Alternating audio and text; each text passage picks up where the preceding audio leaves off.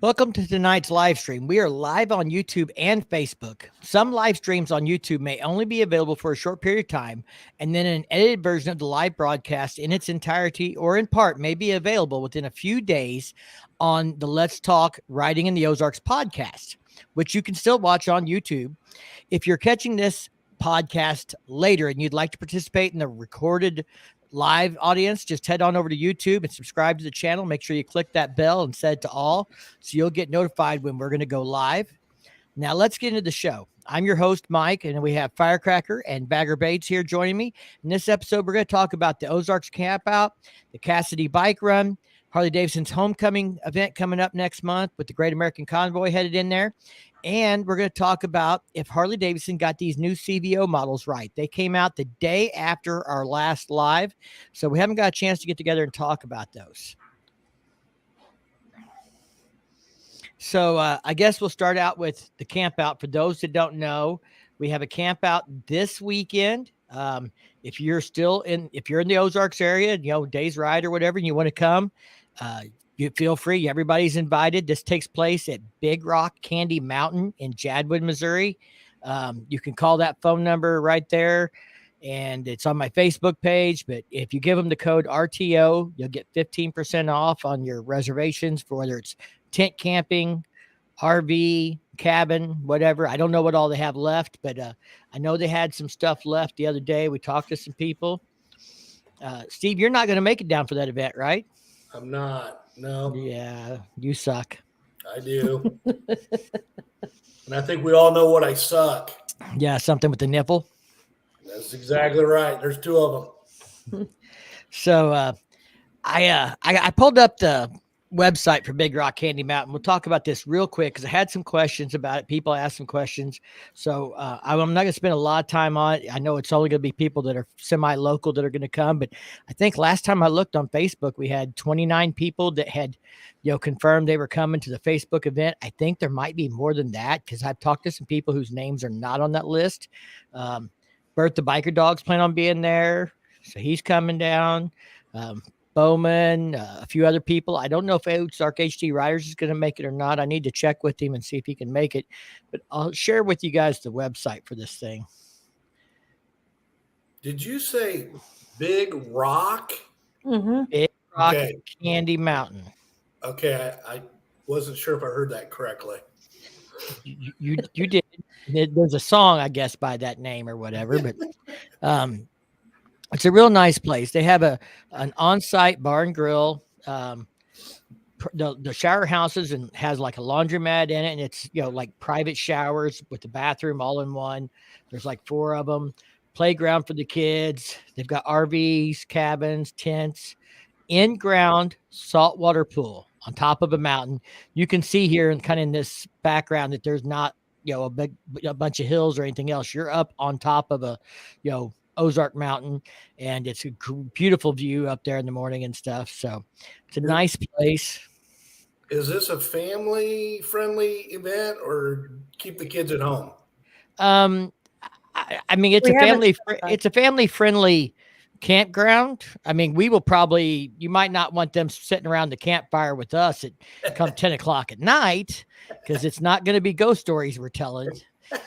But they have a full bar and restaurant. So, I mean, of course, you're out in the middle of nowhere. It's not going to be McDonald's prices, but it's not bad. $14 for a burger. And these are third pound. These are full meals. I mean, it's a nice. They're nachos. Oh my God, how big was that plate, April? They're just a small one was like 4 people could probably eat on it. Yeah, but they have a nice pretty full menu, kids menu, everything else. That right there in the middle, that's the glamping tent. That's what we're going to be staying in. It's air conditioned and heated. I thought it was round. Well, it was a green one. Something like that. Okay. I don't care as long as it's got air conditioning. I don't care. But they have primitive camping. They have cabins. It's a nice place. They have little cabins, but then they also have big cabins that have like 3 beds in them and stuff like that too. So they've got for all different, groups. And about what parts of the state of Missouri is it in? Well, I was going to try and pull up the map here if I could find it. I know it's On one of these pages here, they've got a map. It wasn't this one. Well, I can't find it now. Let's see if it's on the About us, maybe. There it is. Right there. So there's Big Rock Candy Mountain. It's on Highway B. Right down here is what we call the Cedar Grove put in. See where it says Cedar Grove Conservation Area? That's Jadwin, which is just south of Salem, Missouri. This is about 40 minutes from us. Licking is over here off the screen, but B Highway takes you in just south of Licking onto Highway 63. That's probably the way we'll come in. There's about a half mile of gravel between that low water bridge and this B Highway. And I was just told, and that's one reason I wanted to bring it up, that somebody put 2-inch chat down last week. So there is some new chat, and it's probably, until it gets drove on a little bit, going to be a little bit loose. Yeah, if you want to come that way, you can, but I just wanted to warn you, everybody. Highway B is, it needs to be repaved. It's not terrible, but it's also got, edges where the pavement's chipping off and things like that. So come in on B, just don't be flying. This is not, Highway B is not a road you want to run, 60 and see how good you can corner on, because there is some loose stuff on the roads with the pavement starting to deteriorate. But that's just to get into the campground. We get out off of that.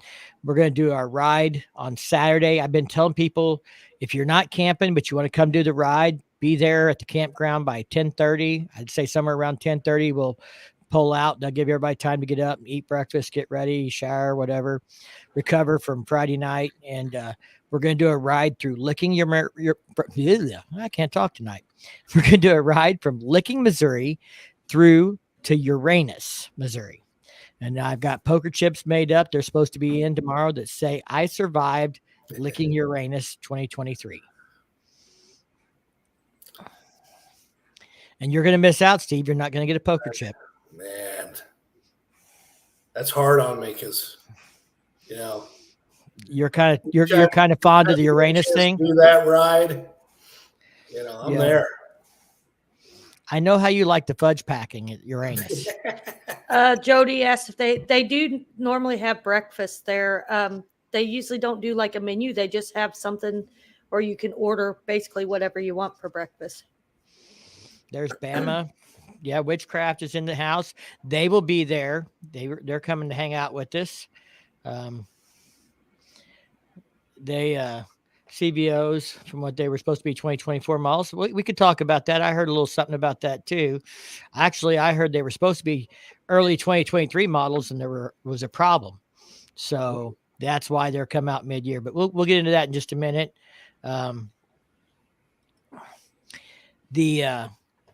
I guess besides the Ozarks Campout, and just so everybody knows, I had some people ask if they had to confirm with us.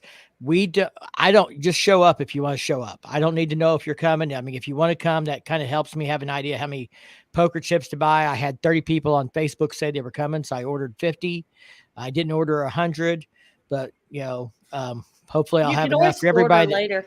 Right. I can always order later, and people that I like, my friends that I know I can see all the time, I can give those to them later.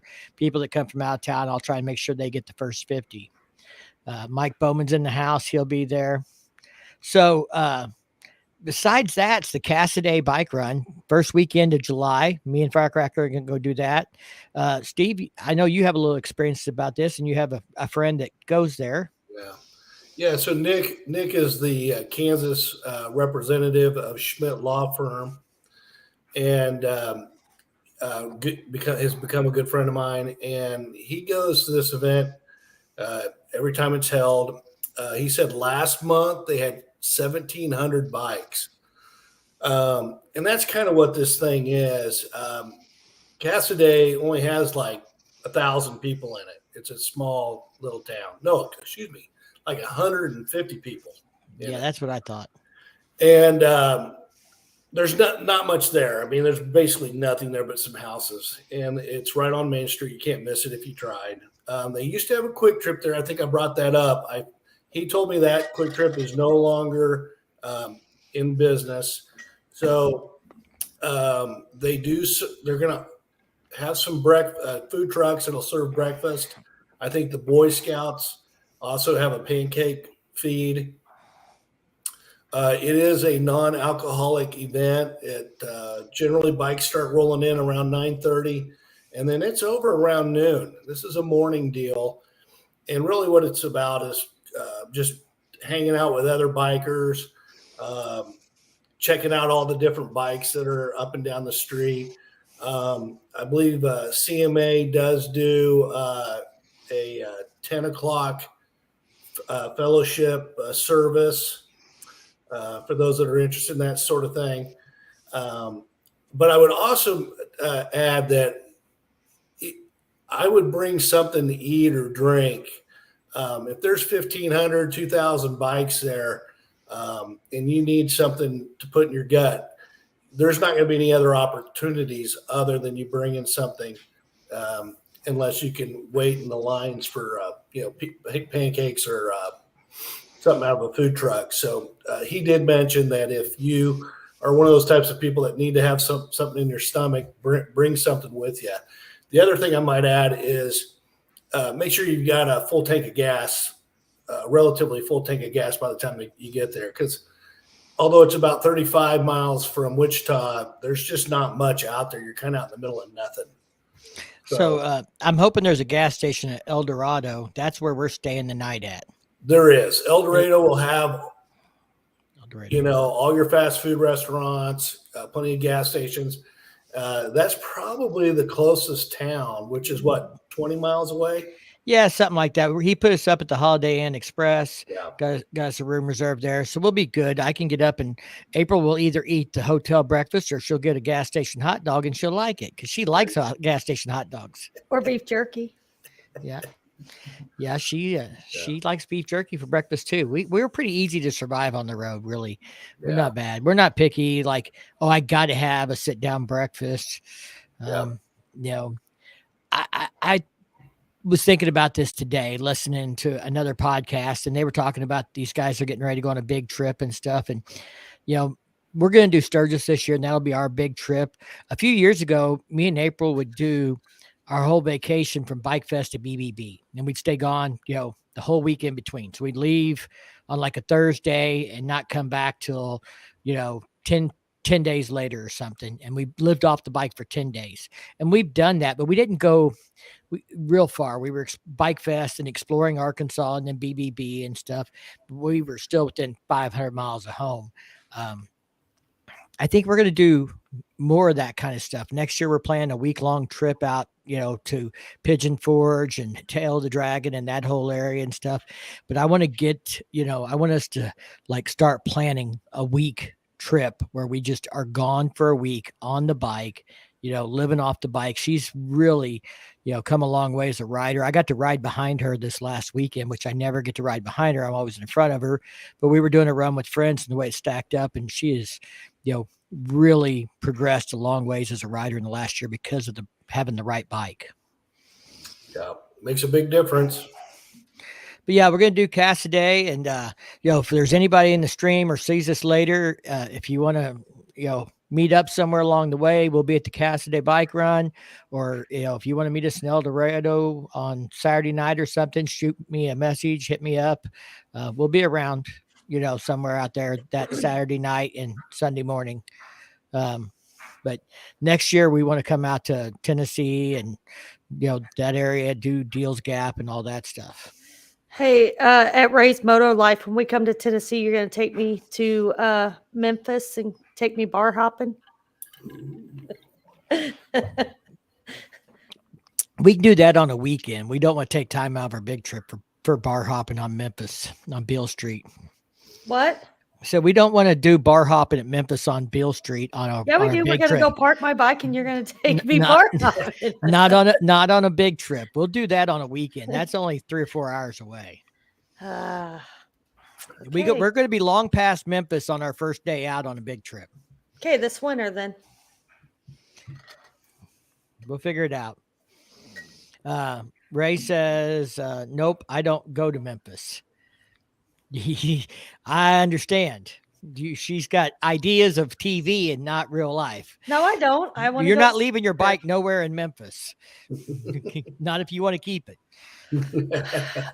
I'll get a bunch of girls to go down there. We'll keep ourselves out of trouble. Fine. Just don't take your bike.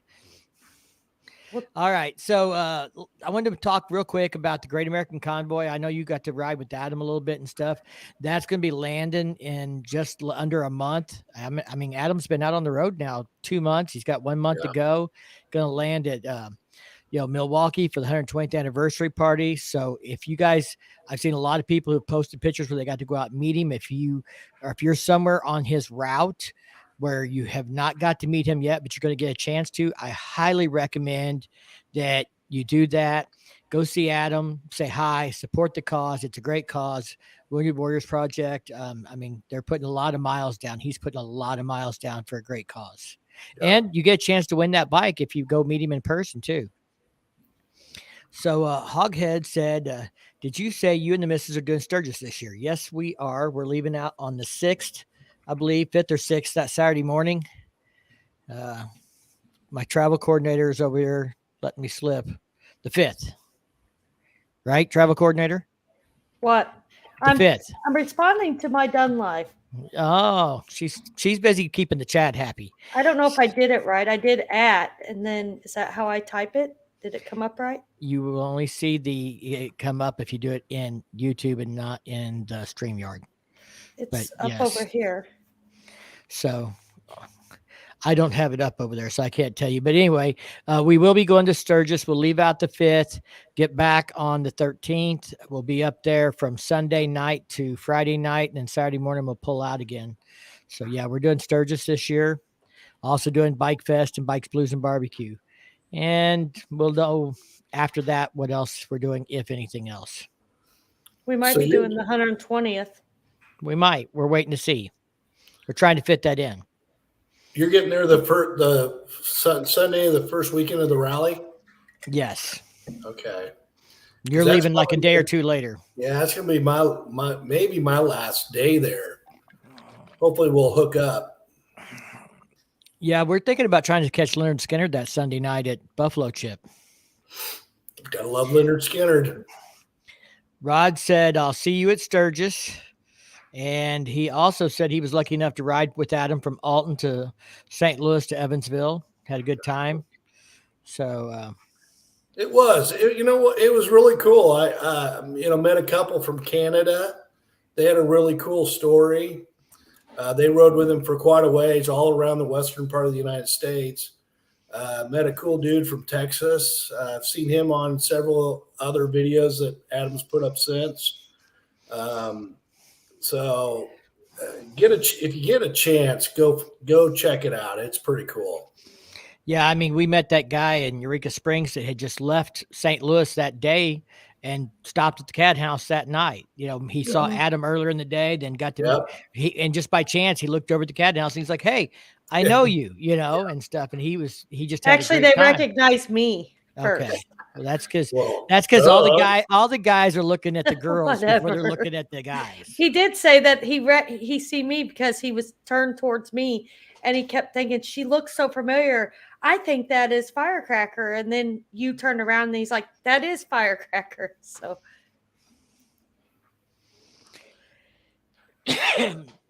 Yeah, I know about VAM, but I don't know if we'll be doing that during VAM. I mean, we have some friends here that want to go on that trip with us to the Dragon. And we don't want to be on any other timetable. We kind of want to set that trip for us. So we'll just have to see how that goes. Me and the missus are showing up on the 31st, heading out Tuesday, the 8th, might cross paths there. Well, I'm not that hard to find on Facebook or Instagram. If you do either one of those, you can shoot me a message on there. I'm trying to be responsive when I'm not on the bike and let people know. And we may have some meet and greets planned. I don't know. I know it won't be on Tuesday. Tuesday I have set aside for something more spectacular, something that I'm excited about. Firecracker is going to go along with me, but I think Harley Davidson's going to let me go out on a ride. I filled out all the paperwork. We'll find out, but I think it's going to happen. I'm going to go ride one of those new CVOs that we're about to talk about at Sturgis. Ooh. So I guess that's a good way to segment over to that. So Steve, did you watch the launch event for the CVO? Yes, I did. I watched it. I mean, there's a lot of things to be excited about. And I have a question for you, since you're the guru. They checked off a lot of boxes on these bikes that we've been asking for.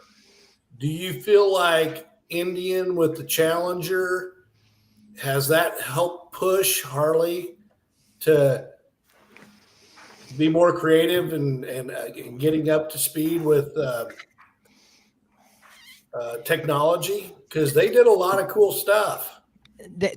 They checked off a lot of boxes, and I get a lot of feedback. I did a video, I think it's had 18,000 views, and so I got a lot of feedback from that video with varying opinions.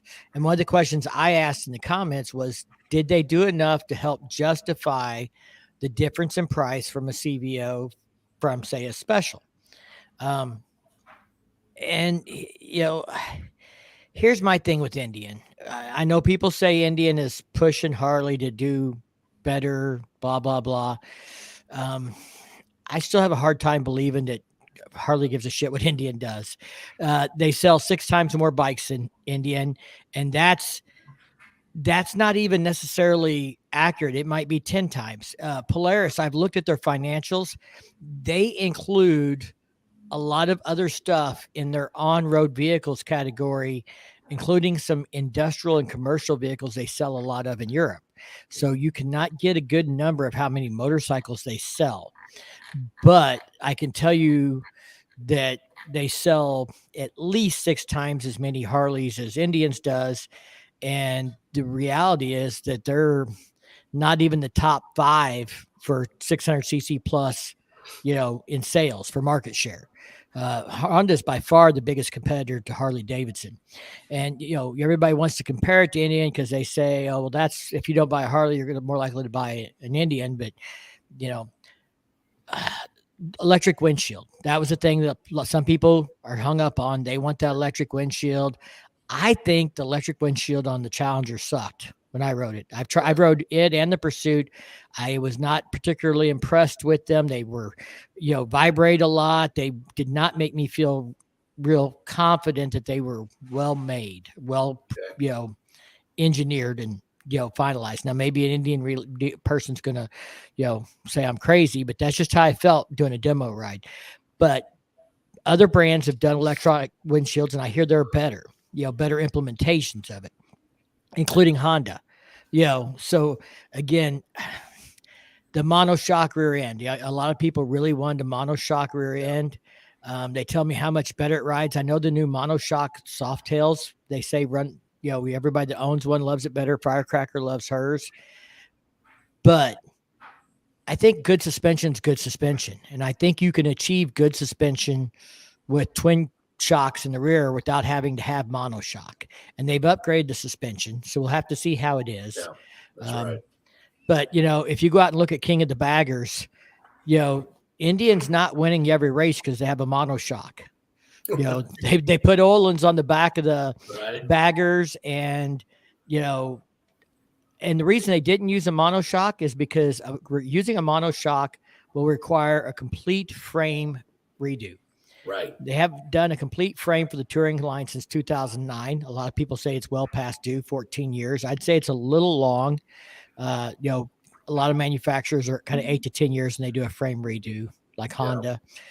But the question I see is, do they do a frame redo now for the Milwaukee 8, or do they wait and do a frame redo when they're going to do the Revolution Max engine? How close are they?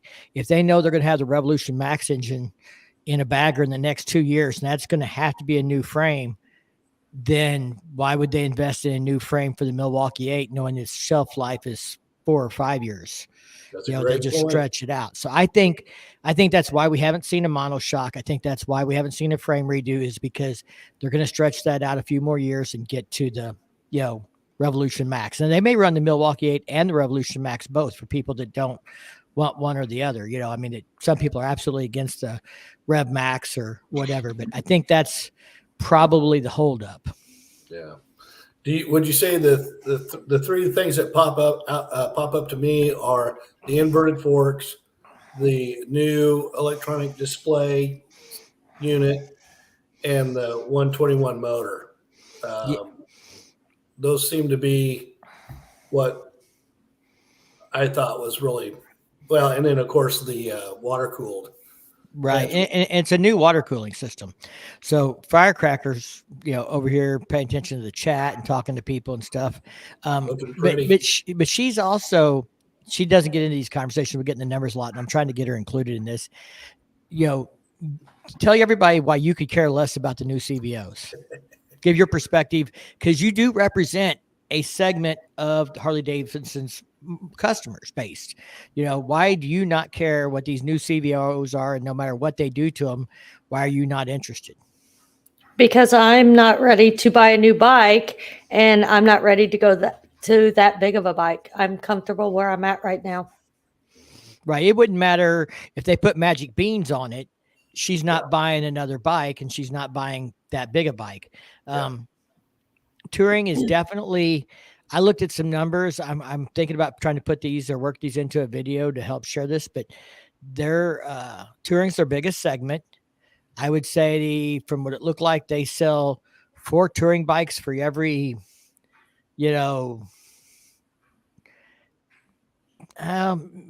maybe 5 touring bikes for every 4 Softails, or maybe 3 Softails, something like that. It's not quite, I wouldn't say double, because the touring bikes are more expensive. Right. So from the dollar perspective, it should be more units. But, all these guys that used to swear the Sportster was the best-selling bike, it's not. It hasn't been for years. This may be a dumb question. What qualifies it as a touring bike? Just because I feel mine is set up for touring. It is, but it's not Harley Davidson's touring class. So you have taken a Softail, and it's something we should, you should do a video on is, yeah, I know how you love to make videos. So I have to push her. But you should talk about how to build a Softail for touring. I didn't build it though. It was already that way when I got it. Well, but you know what it takes. It's part of why you wanted it. What did it have first that made it, ideal for touring? What were the first things about with that bike when you bought it that you said, yeah, I can tour on this? The bags and the trunk that was added to it. So storage. I like the adjustable shocks. Okay.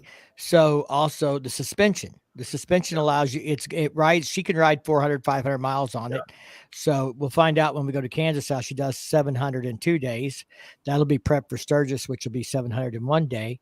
But she's done, she rode back from, K River straight through on it. And that was 300 or 400 miles on stock suspension. I got this. Now she did upgrade the seat, because the stock seat does kind of suck, but that's, everybody knows stock sucks. But I didn't think it was that bad. No, personally. No, it wasn't as bad as a slim seat sucks. Women got better junk in the trunk than us guys. That's why they do better on those stock seats. That's probably true too.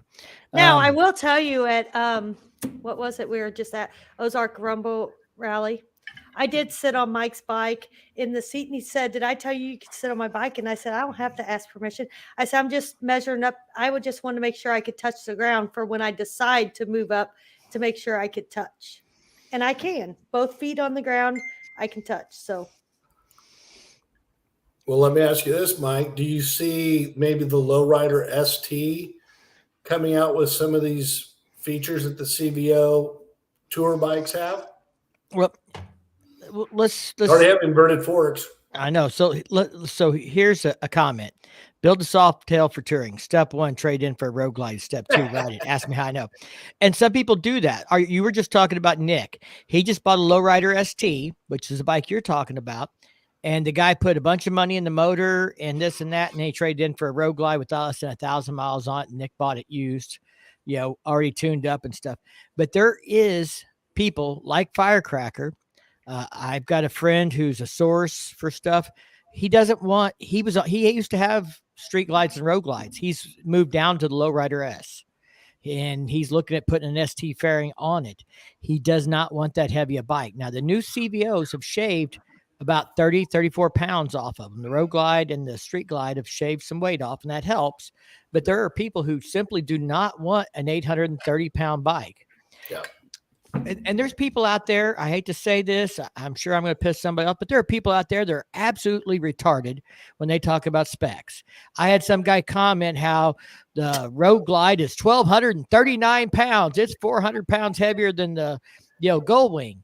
And I'm like, it's 868 pounds wet before the new CVOs come out that are 830. Maybe he was talking about it with his fat ass sitting on it. I don't know, but some people don't do their homework. They don't do any research. Somebody tells them this, and then they go run around the internet and spout it all off, thinking it's fact. Right. I'm not saying there's anything wrong with the Road Glide, but there is a class of customers that are not going to go that way. And April's one of them, not anytime soon, maybe at some point, but the smaller bike, he said, if I was rolling, me and the wife 2 up, I upgrade the Dyna to an Ultra for comfort. And I think that's a big part of it. If Firecracker was riding 2 up, yeah, probably she would want to move up to a touring bike, but she's always riding solo. And now I'm always riding solo. And we rarely ever ride 2 up. The only time we ride 2 up is when she's going to go get her drink on and she parks her bike and rides with me to the bar, which was Friday night at the Cat House. That's right. Yes. I think there's drinks were had, booties were shaken, butts were smacked, and it's all been recorded for posterity as a short on Riding in the Ozarks' channel. It is in the history books forever. We can officially say that Firecracker got cat housed. Jeff's going to work on a new t-shirt that says I got cat housed. I like that. The CVO, the complaints I saw from some people, and there's some people you're never going to make happy, where they didn't get a monoshock, they didn't get electronic windshield, blah, blah, blah, and it's still too expensive compared to a Gold Wing. Well, to go ride a Gold Wing. I don't like the looks of the Gold Wing. I haven't rode one, not one of the newer ones. They've been very hard to find a dealer that would let you go out and put 30 miles on one because of the demand. So I haven't been able to go out and ride one, and Honda doesn't do demo rides like Harley Davidson does. That's just a fact.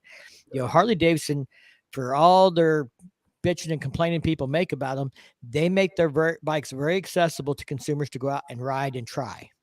I rode 3 bikes at the Ozark Rides Rally. I rode the new Road Glide 3. I rode the new Nightster Special. And what else did I ride, honey? I have no idea. The Breakout. I rode the Breakout, the new Breakout. What'd you think of that? I liked it. It's again, no windshield, more of a chopper feel. Yeah. After being on a tour bike for the last 70,000 miles, I'm used to having that fairing and the windshield, and I'm kind of liking that. Even on the Dyna, I've got a small one. JS is in the house. I think the problem I see for Harley about the CVOs, and what I think is where they're really gonna struggle with this year is the consumer that's me. I've got a 2016 Street Glide. I've got 62,000, almost 63,000 miles on it. I put over 4,000 miles on it this year already. And I know I will put 3,000 on at Sturgis. I'll put another 1,000 on going to Kansas and back probably next weekend. Then there's Bike Fest and maybe K River, but I'm looking at putting at least another, 5,000-6,000 on this year. It's going to be another 10,000. So it'll be a 70,000 mile on that bike at the end of this year. Yeah. So I'm at that point. Okay. Rebuild the top end, in the next, 2 years. If I keep putting 10,000 miles a year or more on there, do I rebuild the top end in a couple of years? Or, did they bring enough to the table that when that stuff rolls down from the CVOs to the specials that I want to upgrade? I'm missing right now. The only thing I'm missing that new bikes have that I'd like to have, but it requires a whole new audio head unit, is Apple CarPlay. Other than that, there is nothing on a 2022 model that I care about that I don't have. I can get horsepower. I can get torque. I put a cam in it. I've got a tuner. I've already got a stage 1. I can get all those things, and I can get Apple CarPlay by replacing the factory head unit. It's just not worth that alone. But with the new bike, 12-inch digital display, integrated lights in the fairings, inverted front forks, new rear suspension, water cooling, which is a new water cooling system. If anybody's not paid attention or seen the diagrams, the new water cooling system takes the cool water to the rear head first and then circulates it forward into the front head, which gets more air cooling. So the rear head typically is get hotter. So they're applying the colder water to the rear head, which is hotter first, and then circulating it forward. And they also have an exhaust fan for the water cooling that blows the hot air straight down under the motor instead of, whatever direction it blew before. Yeah. Well, and it's, new heads with better water cooling, they say, around the exhaust valves and things. It's not a new technology. It's just a better design, another iteration of it. So, I'm thinking it'll be, next year or the year after that, this stuff has to come to the specials. I mean, what happens if they, like everybody like me right now? Well, I'm not buying a CVO either way. But now I'm starting to wonder, am I buying a new special next year if it comes with the display and the inverted front forks and the water cooling, the 121? If that comes out in the special next year, is it time to upgrade? And, if I'm thinking about 70,000, 80,000, 90,000 miles in the next 2 years, maybe with these changes now, I'm more likely to upgrade than I was if they had not made these changes, these iterations. Totally agree. First, we got to build a house. A shouse. Sorry. Shouse. Cat house? Oh. He's not answering me on that one. I was reading comment. He says Android Auto is overrated. He hits a bump and it goes out. When I win the lotto or the kids get out of the house, I'll upgrade. Yeah, money's always a concern. My 2000 has everything I want. If I'd like to get CarPlay, I could add it. Still way cheaper than a new bike. Yeah, a new head unit's way cheaper than a new bike. And I could do that. And, that was probably the direction I would look if I really cared about it until, I'm a 103. Now we got 135 foot-pounds of torque from the factory. I don't have to do a stage one, all new suspension, At what point do you want to, keep putting in upgrades and investments into your existing motorcycle? If I only had 20 or 30,000 miles on this bike, that'd be fine. But at 10,000 miles a year, I'm thinking if you get a new bike, you're not selling that bike. I would trade it in. That may be the one.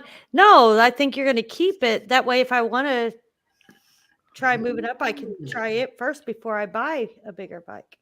Oh, so now I can't. So out. in other words, you want me to keep a $15,000 trade in, so you have something to move up to and don't have to buy anything. Yep. And I can just eat the bigger payment myself. Yep. I've got a better idea. Your channel's getting so good that Harley's going to just give you a tour bike to ride for a year to see if she likes it. I might be able to get them to give me a rental at Eagle Rider for a weekend. I don't think we're getting anything for a year. And somebody pointed out that two complete engines are cheaper than CVO money. Yeah, and I'm not talking CVO. I'm talking a special with no add-ons, no nothing. When I buy a bike, I buy it bone stock. I don't pay for exhaust. I don't pay for tunes. I don't pay for anything. I don't finance any of that. I'm buying the bike. I'm making payments on the bike. Any upgrades or anything else, I got to have cash money for, find a way, whatever. I'm not building that into my payment. That's just not how I do it. All right. So you buy your special with all the new goodies on it. Do you buy a black one? Probably. I'm still going to do Vivid Black, and you'll see why in an upcoming video that it may be out by the weekend. And Mr. Dunn Life said I might not with some of the videos he's posted. And I'm going to give Harley a little props here. I've had concerns at times that I get blacklisted for some of the things I've said, but I have good reason to believe that has not happened and is not likely to happen as long as I can, and I think it's because I try and be fair. I don't report anything that, isn't facts and numbers that I can back up, and then maybe what I feel to be reasonable assumptions based on those numbers. I think the CVO, I was told, was the reason there was only one CVO at launch is because these other CVOs weren't ready. They, I think, were supposed to be ready at the beginning of the year. It didn't happen. Now they're a mid-year launch. I think the marketing, I was told that one of the marketing strategies had one name, and now the new name is, or the new idea, how everybody wanted 120 cubic inch motor for the 120th anniversary. Right. Well, now the 121 is going to be for 121 years of Harley when they launched it. So I think it's coming to the other models next year based on things I've heard and things people have shared with me. I had someone comment on one of my things that said, it sounds like I work for Harley. I do not get my information from Harley Davidson Corporate. I don't have a leak in Harley Davidson Corporate to share stuff with me. That is not where my tips come from. Now, where my tips get their information, I can't, guarantee. But, most of the stuff I hear is, filters out at the dealer level, or, maybe someone's cousin works at a plant or something else, but it's not, I don't have somebody at Harley I can call and they slip me information. Just for the record, that does not happen. So Jay said 2024 Street Glide Special estimated price. What's everyone's guess? I'm going to say $1,000 more than the 2023 Street Glide Special. That'd be awesome. Do you know why? Because you have an inside source that told you? No, because the 2023 CVOs are $1,200 more than the CVOs from last year. Even with the new tech and the new motor and everything else, $1,200 price upgrade. So I still think that's a hell of a deal. I know I was the high guy the other day. I just thought with all the innovations, it was going to be expensive. And I said the same thing. I agreed with you. Yeah, I think that price point at all. I think the thing is, R&D is something we're paying for every day with every purchase. They're not going to build R&D into the price tag when it comes out and jump it a bunch, because you get what, April? Sticker shock. If you jump the price tag a bunch all at once. We've talked about that with another thing we have going on in an organization we are in. It's not that it's a lot of money, but they want to change the dues $10 a year, except that's like a 60% increase. It's a big jump, and they haven't done it in 20 years. And we're like, they should be changing it $5 every 5 years, kind of thing. Or $2 every couple years. Yeah. Yeah. Scott said, my old Run King runs the roads around the Ozarks as good as any new bike.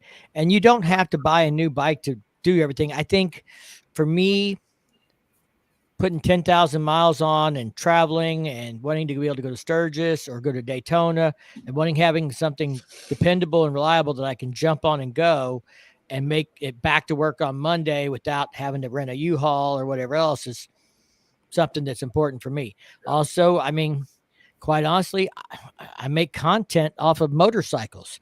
So if my motorcycle is down, that makes it harder to make content. It limits my options for making content.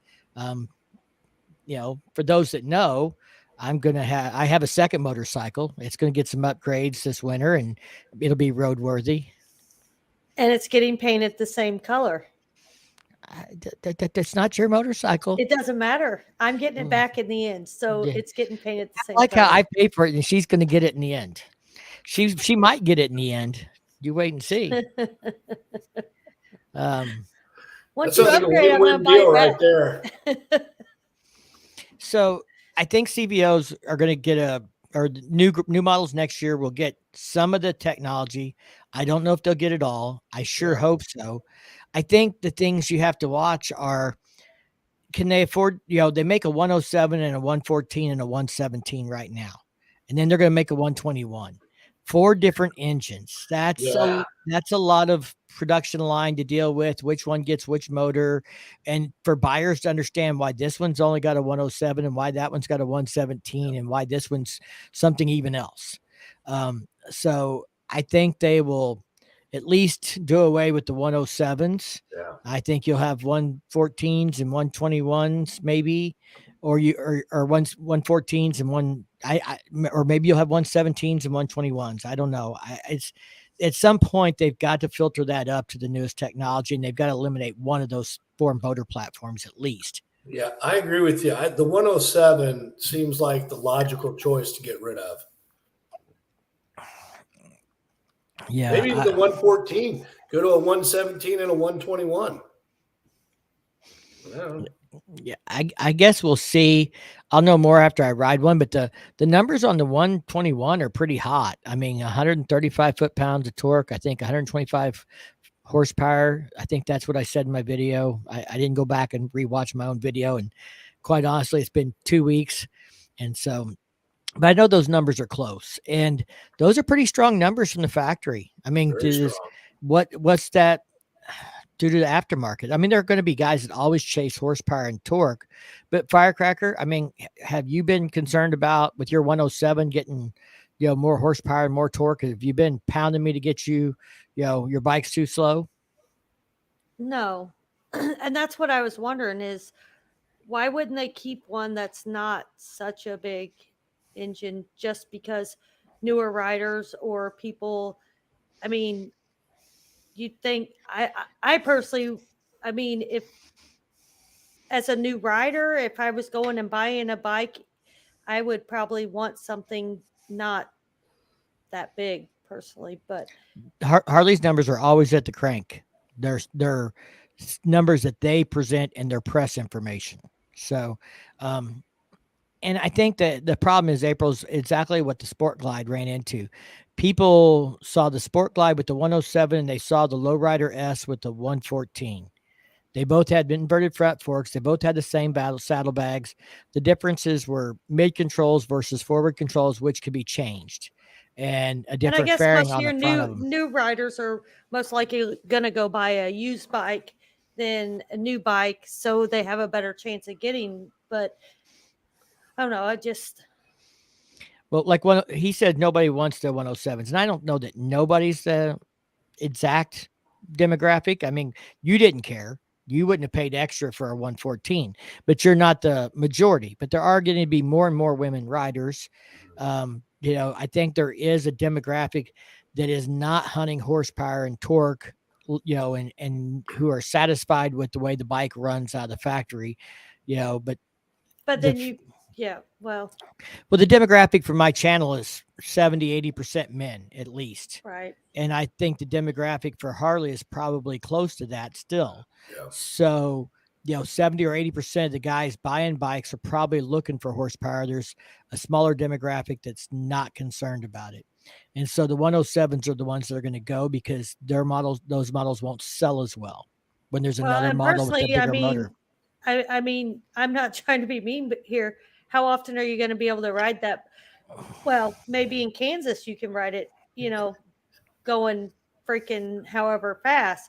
Yes, I do. On a lot of the roads, like around here, you can't go that fast. So, I mean, you're paying a bunch of extra money for a bigger motor that how often are you going to be able to actually, I don't know. I have a different mindset than men, I guess, because I like to go fast when I feel comfortable at it, but I don't feel that my bike's slow in any means. But I guess everybody has their own. It does, and it depends on the type of riding. I think you'll see this when we go to South Dakota, that there's going to be a stretch where it's going to feel like the road is straight for 100 miles again. Remember going across the plains there? You're going to see some of that in Iowa. We'll see that next weekend. And when we go to Kansas, Jack says every day, I'm not sure which that's the answer Probably to. About riding the roads like I was talking about. But there's plenty of guys who will ride hard. I'll ride a lot harder than you will if I'm by myself. But then they're like this last weekend, we were riding in a pack and April was riding in the number 3 spot and I was riding in the number 4 spot, and her 107, was keeping up with everybody in the pack just fine. Nobody was running off and leaving her. She didn't have to, have a bigger motor to be able to keep up. Not in the type of riding that we do a lot of the time. But there are people that want it. It's, they like the feel of it. I can't say I'm not one of them, but that's why I've got a stage one. And I've got good numbers on my stage one. So my 17 Road Glide had a 107, and from the primary reason I got a big bore kit SNS 124 is because I got a little dick. And I may change my mind after after I get stuff done to my bike. your buddy had a 117 or a 114, and you're like, oh, fuck him. Yeah, I'm gonna show him. I'm gonna show him my check account's bigger than his. I can put more zeros on the end of that check than he can. I jacked up my truck so high I can't even get it in the garage. That's how little my dick is.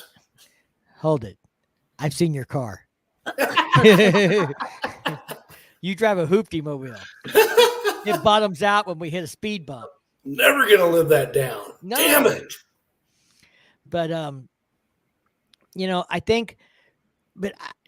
I think Harley has to bring the 121 next year to the specials. If they don't, I'm just not buying another bike for another year. It's fine that it came out for the CVOs first, and if they wait one more year before they bring it to the specials, then so be it.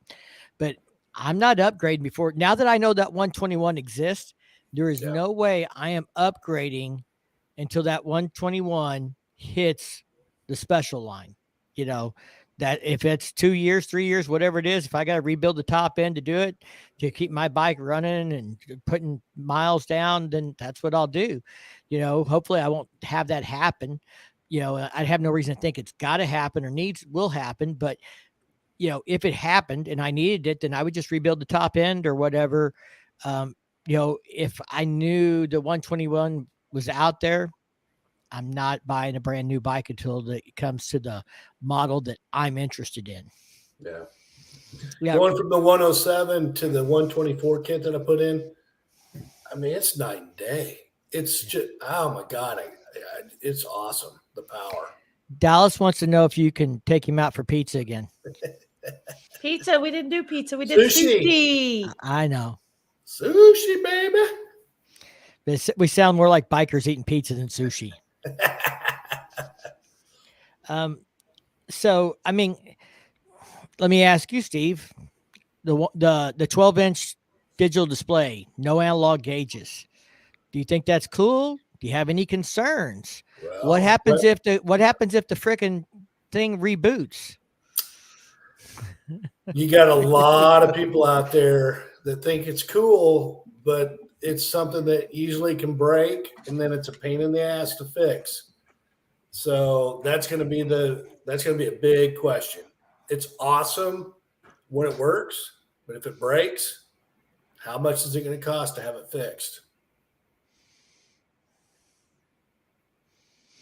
Right. So Hughead, my wife got a trike with the 103 in it, vertically challenged, a 2015 Tri-Glide, and it's a 103 with no problems keeping up. Yeah. I think there are people that chase horsepower and that want it, but I don't know that they have to have it to be able to ride the way they want to ride most of the time. Yeah.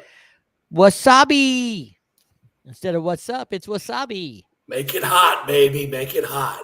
You had to be there. Next time you guys shall come hang out, Cycle Showcase. Maybe we'll do a sushi, reunion. Absolutely, that was a great show. I'm definitely going back next year. Yeah, and I think VVT's, what they're doing to try and keep the air-cooled bikes to meeting EPA. I'm not against, VVT by nature. I think there's going to be some interesting things about, from people I've talked to in the car industry when you try and do upgrades, or they're going to be VVT deletes, things like that. If you don't know a lot about VVT, I'm not a mechanic. I don't know a lot, but I've talked to a few people, and I did a lot of research on the Rev Max engine with VVT when it first came out. And one of the things it allows them to do is have a higher compression engine. So they can get a higher compression engine using VVT because they can retard the timing a little bit or whatever electronically to make it easier to start on that high compression engine. That was part of what I understood to be accurate. If I'm wrong there, then I'm sure someone will tell me. The internet's great at telling me when I'm wrong. Yeah. But the new CVO is a prime example. It's 11.4 to 1 compression versus 10.2, I think, on the previous engine on the 117. So they got a higher compression by what I would say is a fairly significant amount. And that's why they're getting those horsepower and torque numbers out of it. So, does it hurt having 135 foot-pounds of torque and 125 horsepower? Is that going to hurt aftermarket? Are people still going to feel the need to buy exhaust and tuners and intakes and cams? Are we getting enough technology out of Harley factory, lighter and more horsepower and more torque, that how much of that clientele is going to be like, I'm good stock? Yeah, there's a magic number that I always hear and everybody chases, and that's 150. The guys that want to go fast want that 150 horsepower.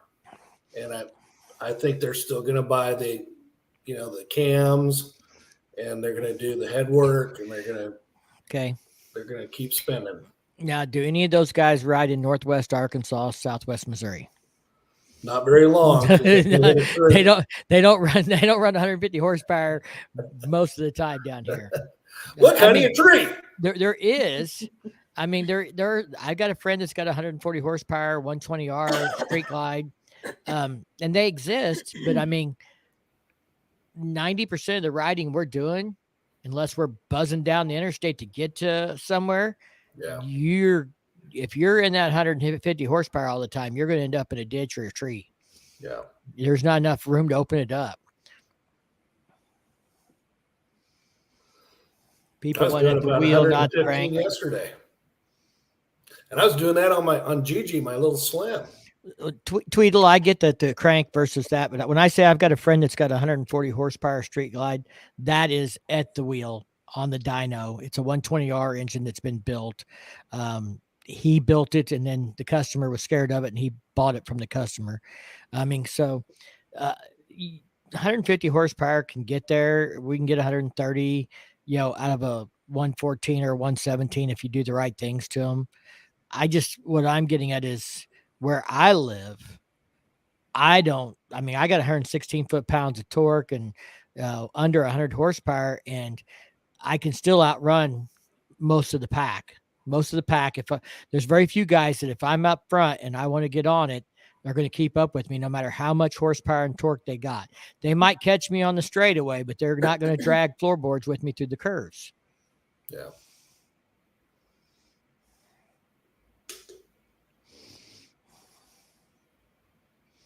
Twin cams will keep the aftermarket in business.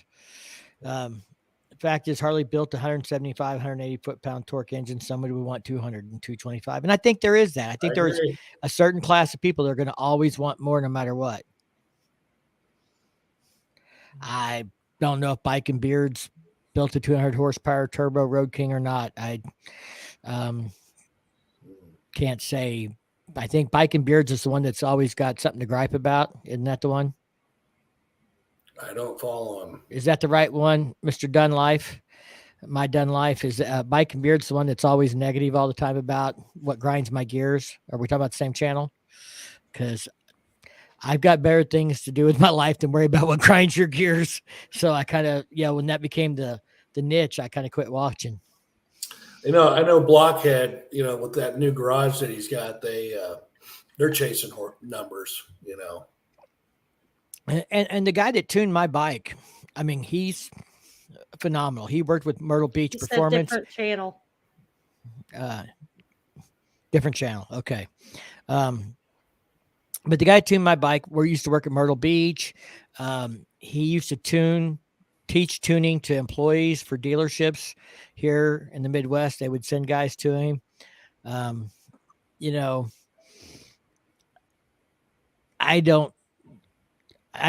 always going to have guys that want to drag who want, numbers because they want numbers. And if they've got the money, then that's great. But I mean, I think there's a lot of consumers who who want to be able to get out and pass without having to downshift. And really, that's it. That's what they want. They don't really care if it's 100 horsepower, if it's 120 horsepower. They don't care about the numbers. There are a fair amount of customers that just want it to ride a certain way, and they want to feel like that when they got the power or they need the power, it's there. Yeah. Yeah, this guy here, you can't trust anything he says. I'm just telling you right now. I've known him all my life, literally. He's also riding a V-Rod trike. So he's been catching up on the V-Rod stuff a lot. That's why he knows about this stuff. He's been learning more and more about him. He was with me the very first time I rode a V-Rod back in 2002 or 3. I rode a V-Rod. They were working on my Evo, and I borrowed the bike to go out and ride for an hour, and they gave me a V-Rod, and I went out and pulled wheelies with it.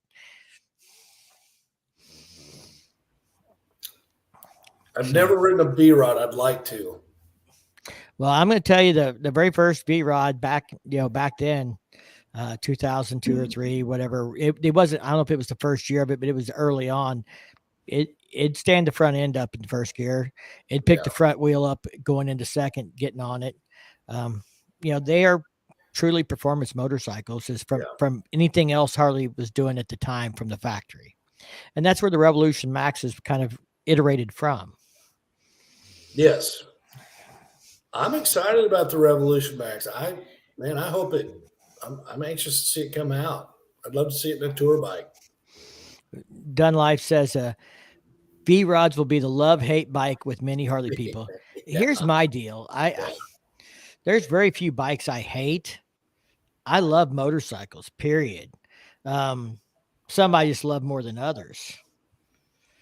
Yeah.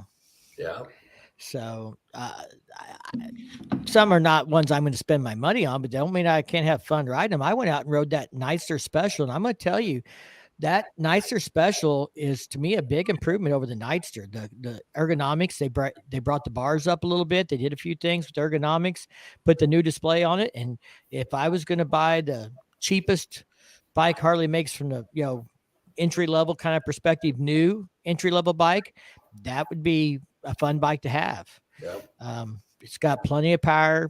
It's just not what I'm looking to invest in. I want something I can work on, something I can build, or I want my dependable bagger that I can hop on and we can ride to Daytona Beach on.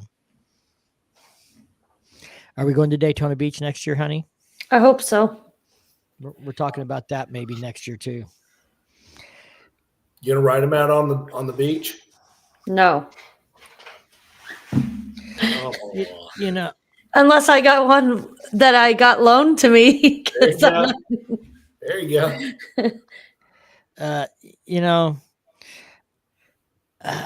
It's my buddy Dallas has a variety of motorcycles. So when I want to ride something different, I'll go ride one of his bikes.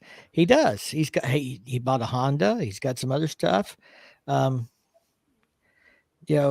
Moonshine Motors Grenade, All American Cycles is best. They don't blow up. I don't have any experience with Moonshine. I do know a couple of people that have taken bikes there. I know they've also been told that Moonshine would not tune them to their full potential. I can't say why. I'm selling your Ninja, Ray.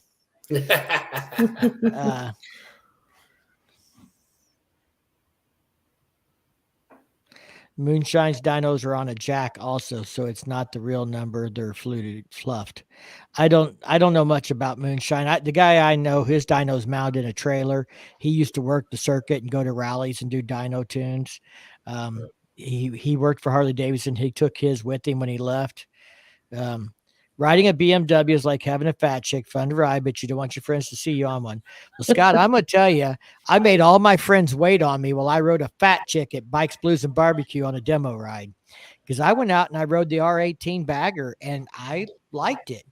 I hate to say it, but if Harley Davidson closed their doors tomorrow, I would go buy a BMW R18 probably before I would buy an Indian. What would you buy, Firecracker, if Harley closed tomorrow and you had to go buy a new bike? I'd probably buy a used Harley. they're not going to close, so I don't have to worry about that question. That's true. I take a strong look at the Kawasaki Vaquero. A lot of people want to say that Harley's in trouble and they've gone this way. And, I think the numbers we're going to see this year are going to indicate, I think now that CVO has been announced, I think there's a lot of buyers that are going to hold. Like, if they were on the fence, if they weren't really sure they were going to buy a new bike this year, they're going to hold to that 121 comes now. I mean, I could see this play actually hurting sales for a year or two. Maybe I'm wrong. Yeah. Jay said, whoops, it moved on me. Screw that. I rode a BMW 1150 RT to Alaska and I loved it. I believe it. Yeah. It depends on the BMW and what kind of riding you're doing, but I love motorcycles. I love my Harley. Absolutely love it. But, I love motorcycles and, I don't know. Buying used bikes, nothing wrong with that. I bought used bikes. I told Firecracker her first bike should be a used bike. Scott said I would buy a used Harley before a new BMW. All I can say is, Scott, is if you get a chance to ride an R18, just try and be open-minded and ride it and see what you think. Would you buy a Indian before you'd buy a BMW?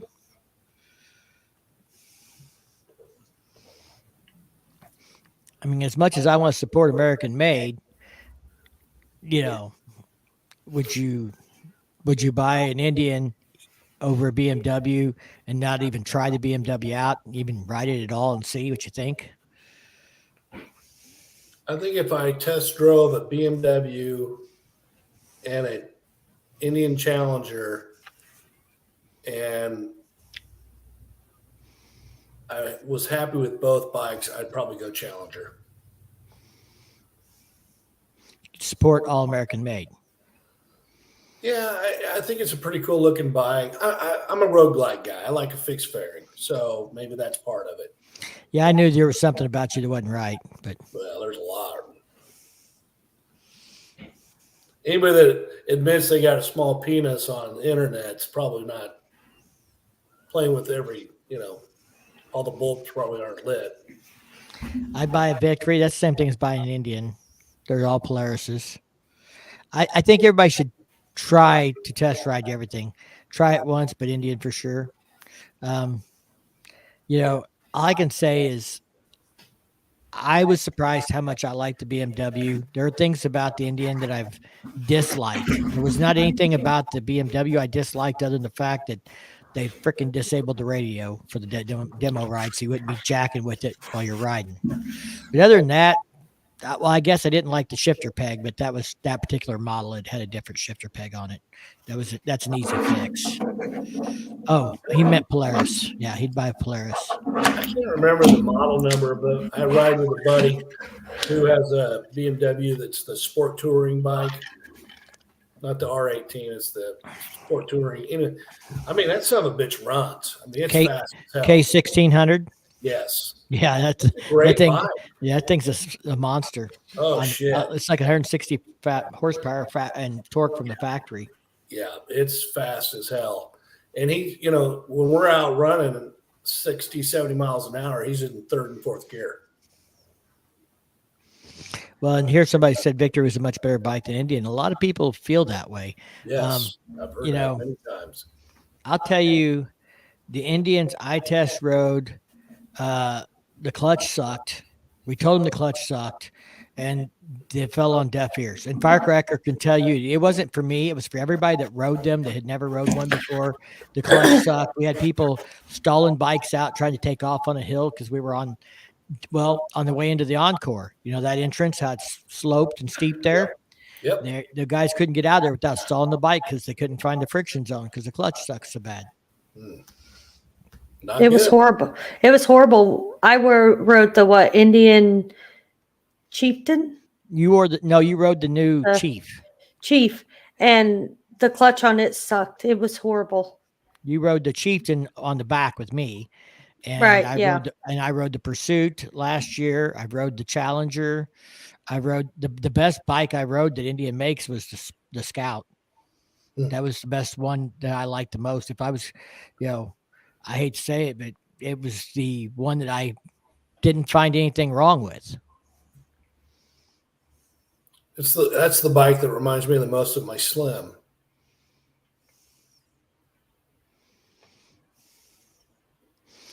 Well, I don't know. I don't have all the answers, but I do think that the CVO launch brings up a interesting condition for Harley. There are going to be riders like me who are now not going to buy a bike until that 121 comes out in the special or whatever they can afford. So if sales are down, is that because people don't want to buy a Harley or because people are waiting for the 121? When you look at the sales numbers, I know there's this channel that's going to say it's because people are boycotting Harley because that's what he wants to say. But, the reality is sales going to be a problem now because people are going to wait knowing what is coming. There's definitely a possibility that could certainly happen. And I got to think that somebody in corporate's already figured out the answer of how they're going to deal with it. I'd hope. Well, I guess the question is, do you think they would have given us as much information about the CVOs as they did if there had not been these leaks? Would we have known anything before middle of July when half of the sales are done if they had not had these leaks and they had to, maybe address that in some way? I mean, that's a great question because I think you could see it going either way. It could be a genius marketing plan on their part to leak the info, but then it could it could be the other way around too. So, I don't know if we'll ever know. Right, sales are down, but profits are up per unit. But profits would be up even more if sales weren't down because they're already doing it per unit. So there's there's somebody who's going to look at it and say, well, if sales weren't down, you would have made this many more millions or $1 billion.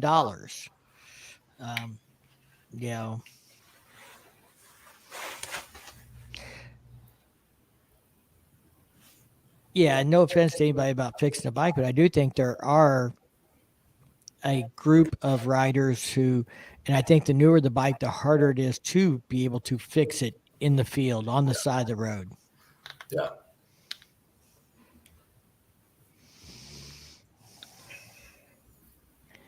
So. I agree. The 114 is a great motor, and I don't know if the 17 is just as good, but I'm not bashing on the 114. Right. I've ridden several, and I've been very happy with the performance. Right, and I think there will be people who will not want the variable valve timing. There are people who will buy a bike this year because they don't want the 121 variable valve timing. Yes. So, I don't know, but there will be people who are not tinkerers, who are not going to worry about upgrading, that will be okay with just waiting and getting the 121 and not having to spend money on cams or exhaust or things like that. And profits are up due to price increases, but also to mix. Mix is a part of the dilemma. They're pushing more and more touring bikes, more and more high-end bikes, cutting margin on the low-end bikes. They're selling, even though we call them low-end, $14,000 Sportsters are low-end now. And, they're more worried about selling $30,000, $35,000 touring bikes. We don't talk much about the Sportster S. Do you know much, Mike, about the numbers? Do you know, has Harley shown how many Sportster S's were sold last year? They do not give out numbers by model. The only way you'll find that is if there's a recall that's specific to that model. So like touring models, you might find out if there's Like when they had the brake recall and the touring models, they'll say this many number of bikes were affected. That's the easiest way to find out for a particular model. The Pan America seat recall, that gave you a specific number for Pan Americas, but otherwise they do it by class, sport. Now the Pan America is off road, so you get the Pan America and the Pan America Special for now. Touring, things like that, but they don't try. They generally, it's very hard to find numbers that are more broke down than the class. Will you be surprised next year if they don't come out with a smaller motor? What is it, the 975? I heard it's dead. I hear it will not happen. Wow.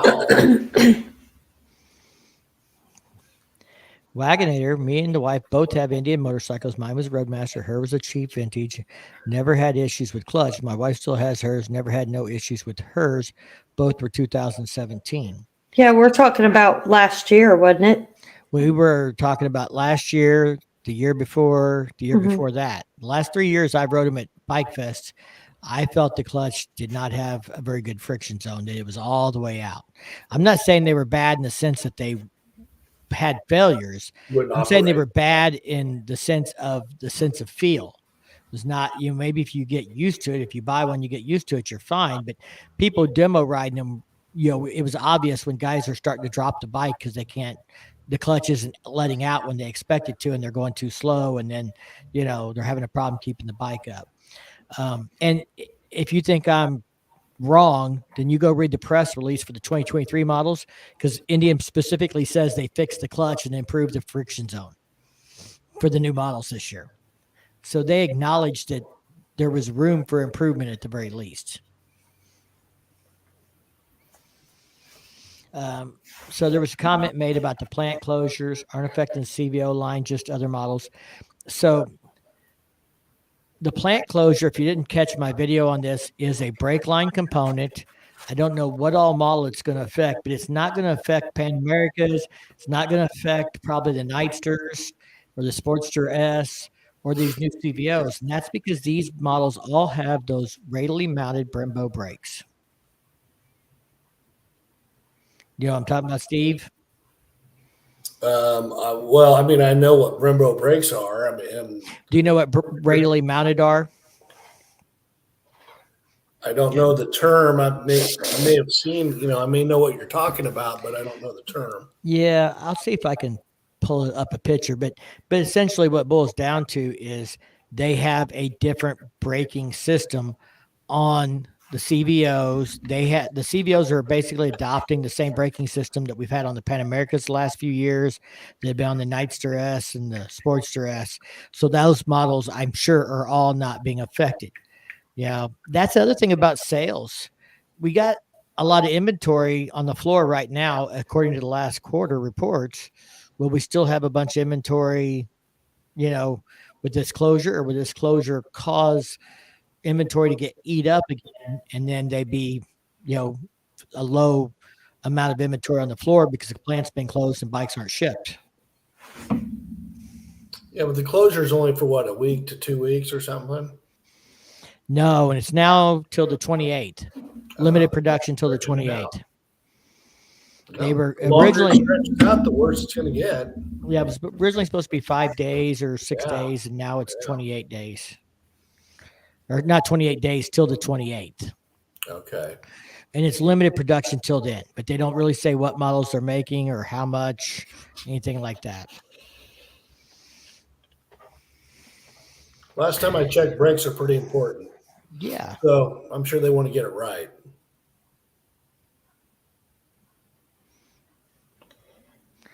I saw a video today for someone who owns a 23 model, and they explained the HD doesn't have the maps yet for the stage 2 or stage 3. I don't recall which one, but dealers are selling the tuners.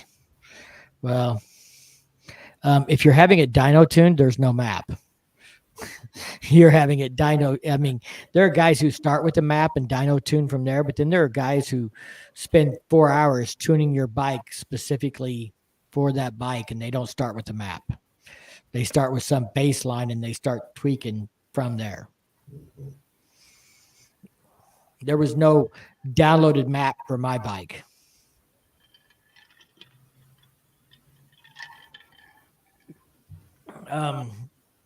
So I guess we talked about the display a little bit, and I think that's another thing. I think does it bother you at all that there's going to be no analog gauges, all digital? Steve, you're a little older guy like me. It's a little bit of a worry. Oh, and another thing that I've got a concern about on this monitor. So I bought an aftermarket sound system for my Road Glide, and when the sun's hitting it a certain way, you can't read shit. So is that going to impact this new system? Are you going to be riding down the road and can't see it because of the sun glare? That could be a big problem. It's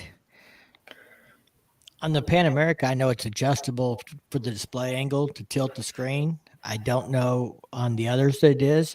I know the Nightster S, they specifically addressed that in the press release, that it's supposed to be very viewable. Like it can sense how bright the sun is and adjust the display brightness to compensate. So I know that technology is out there. Whether they'll have that in this, I haven't seen anything yet that says. I guess when I get back from Sturgis, I can let you know what I think, how hard it was. If I ran into it, it's going to be pretty bright up there. It's usually pretty clear days. Yeah.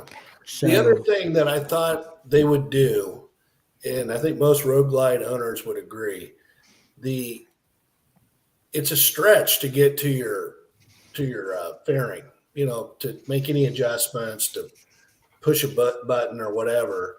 I really thought they would bring the inner fairing in toward the rider and bring everything closer. And I was surprised that didn't happen.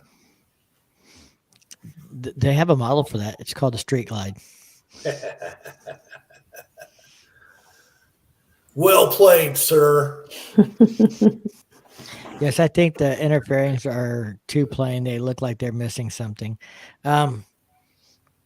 Ray says, I avoid warranties. Well, the Harley's still, I'm gonna say this again for everybody that doesn't know. There's the Magnuson Act or whatever. It's been around for years. Tuning a bike does not void the warranty. Harley can say it does. They can say all day long it does. But legally, they have to prove that the aftermarket work you did caused the failure to void the warranty. If you have engine work done, and they can't find anything wrong with the engine, but the oil pump goes out or whatever else, but you didn't actually change the oil pump or upgrade that, then they can't say that caused it. Tuning's a fine art, and I know guys that tune to the edge. I mean, I know a guy, like I said, the guy that retired, he's like, I'll take it all the way to the edge, then bring it back if you want, or I'll leave it on the edge. I'll get you everything you can get out of it. So it just depends on the guy tuning it. I've heard dealers don't tune as far as independent shops will, because they don't want to avoid those warranties. They don't want to get in trouble. I can't say I'm not a tuner, but Jay says the new hand controls will reduce the need to touch the screen with a bit of practice. I don't know. You're going to have a whole tablet with a whole array of shit up there now. You're going to be playing on it while you're supposed to be riding, paying attention to the road. I'm watching Netflix. Yeah, probably. Somebody's going to hack that. They will. They'll hack some way with Apple CarPlay or something else, Android Auto, to play some shit. Maybe not while it's moving, but at some point. I don't know. The display, as a guy who deals with computers and electronics, computers are not perfect. I have people ask all the time, why did it do this? Well, because some guy who wrote a program to make it do stuff is human, and he's not perfect. So therefore the program is not perfect, and there's bugs in it, memory leaks or whatever else. It's hard to explain why shit does the shit it does. But depends on the grade of marijuana he was smoking that day.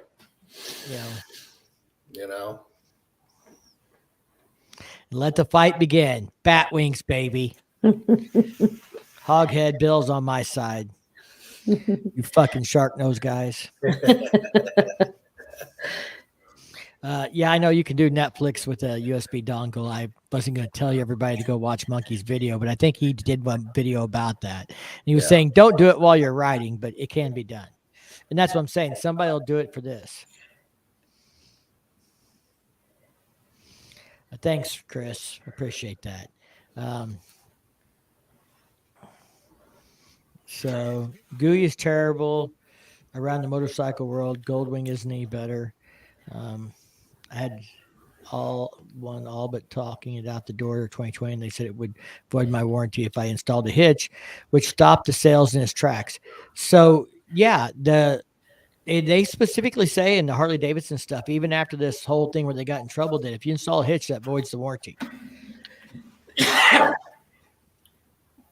Well, and here's the other problem. Let's say that you get some work done, and legally it doesn't screw up the warranty.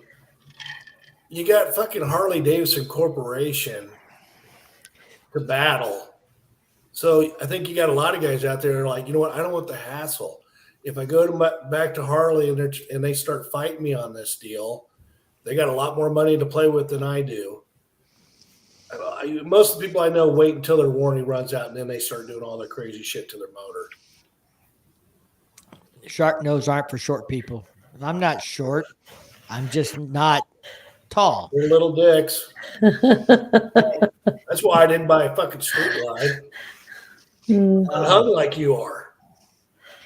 So I guess, I don't know, not to get into fairing tale, but the hitch thing and the warranty thing, going back to that, I'm going to share this. I haven't said this before on the internet, but the Highway King is going to have a sidecar. Harley Davidson will not tell dealers if it's going to void the warranty or not by hooking up the sidecar to it. But yet they told the dealers, oh, order this color match sidecar to go with your Highway King. And when the dealer asked, okay, is this going to be like the hitch thing and void the warranty? They would not answer them. I mean, how would you like to be a dealer? And this is kind of why I did the video. If you haven't seen the video about his Harley Davidson screwing customers, it's not just about the price, but it's also about how they're treating the dealers. I mean, the dealers are their customers, and then we're the dealer's customer. That's so true. We're the ultimate customer in the end, but they're putting screws to dealers sometimes, and then dealers screw us, and it's this cascading effect. But can you imagine being a dealer? Harley Davidson says, oh, we're going to come out with a bike this year. We can't tell you what it is. We're not going to tell you what it looks like, what model it's based on, but you need to tell me now if you want to order a color matched sidecar for it. And I can't tell you how much it's going to cost, but you're going to pay for it when it comes in. Yeah, in magenta pink too. But they couldn't even know what color it's in. Yeah, I know. But yeah, I mean, so, okay, yeah, I got to buy a sidecar. I have no idea what the price is.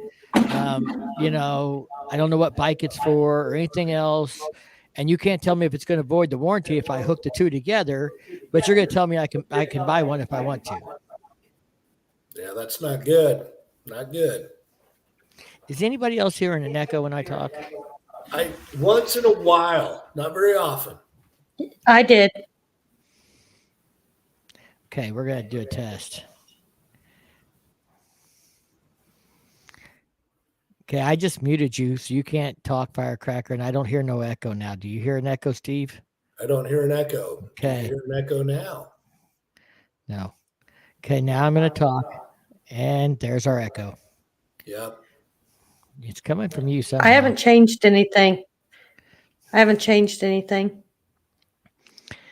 guess that means I can get out of the chat. No. You gotta have straight to hell when you leave. We have to have eye candy. Damn right. I'm not that much eye candy.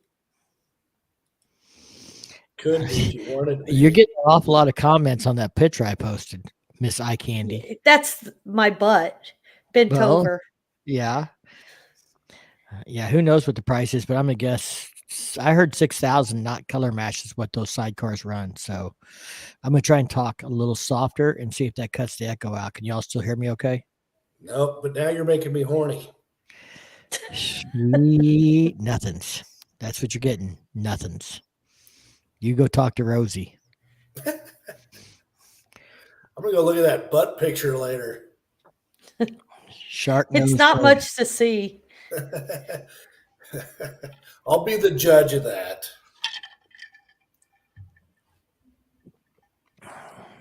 Sounds coming through the speaker somewhere. And what's really odd about that is we're both wearing headphones. She is upstairs. I am downstairs. If you look behind her, you can see a set of stairs. But I mean, we're 40 or 50 feet away, and I'm in a room with a curtain and a sound blanket and everything else trying to stop that sound from traveling. I think it's something to do with the internet. I don't know, but we'll have Because to- I've my- heard it, like periodically. Well, Yeah. like a while ago when you went to talk, I could hear you through my headphones downstairs, and it was like a couple seconds later you talked on my screen. there's always a little bit of a delay, but it shouldn't be that much. And maybe that's got something to do with her echo. I'm gonna have to hardwire her, get her off the Wi-Fi. If you leave Firecracker, the viewing audience will dip by 50%. That's absolutely true. She's the only thing keeping us over 40. No, Yes. because I'm sitting here quiet. Better than those two old men. That's just the way we like you. We want you quiet. His Put an Right. apron sexy on it, voice makes it even fixed it. better. Guys, I want you to tell her how many views would she get on videos if she would start wearing a tank top that's cut low. I and do doing not. doing upgrades on her motorcycle. I am not Just getting telling you. views by showing my body off. You got a If they wanna gal right watch down my- the street from you named Fender Bunny. I don't give a shit. I am not. He can I show you I the do ropes. not. I respect myself. I want to get views by my content, not by that. Your assets. Yeah, I don't have that much assets, anyways. I called for a sidecar for the Springer, $1,200, and your mom said I would have to park it at work. Well, okay, park it at work. Yeah. You bring it up here. We'll park it in my shop. She doesn't know, won't hurt her. Mom doesn't watch my YouTube channel. Dad does. What's up, Pops? Stay humble, Firecracker. If Steve leaves, it'll go up by 25%. Bri Hey, wants to know that's a if you're gonna do it. compliment because I thought it'd be more like 50%. You know, Bry's shooting for a bikini instead of a tank top. Shed have the silver plaques in 2 days. I think I missed whatever that conversation She'd. was. She'd. She'd. She would. She'd have the the Google silver plaque in 2 days. She'd have the silver play button in 2 days. Somebody said booty shorts would work. ooh, yeah. Booty shorts, Daisy work Dukes. booty shorts, work boots, and tank top. To do How often motorcycle have you upgrades. seen me wear shorts? Even seriously, since we've been together 7 years, how many Tank top times is have how you my seen me? wife gets me to take out the garbage. Good content is so last year. Respect that. I respect her. I just tease her. Yeah. 69% higher. That's a great number, by the way. I think we Will can not all agree. downgrade herself, and I respect that. She's already downgraded. Look who she's with. Views are views. Yeah, I won't go there. There's some things I won't do for views. There's some content I won't encourage or support. I get views are views, but there's some I'm things I don't reading- give a shit if it's a Klondike bar or not. I'm still not doing it. I'm reading Middle Tennessee Concrete's comments. Oh, I'm gonna shit. tip some plumber's crack for views on my concrete videos. Oops, I dropped my hammer. Well, you make sure you send us a link for that one, and I'll share it out. We'll see if we can get you some views. Maybe I'll even remix that into a TikTok.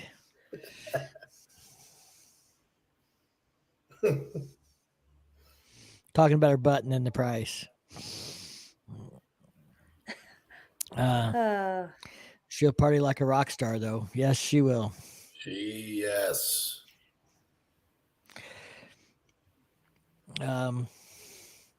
So, any other questions on the Road Glide from the side comment, or not the Road Glide, the CVOs? Inverted front forks, I think, are great. New Showa components for rear suspension with the more travel is good. I don't know if it's great, but it's good.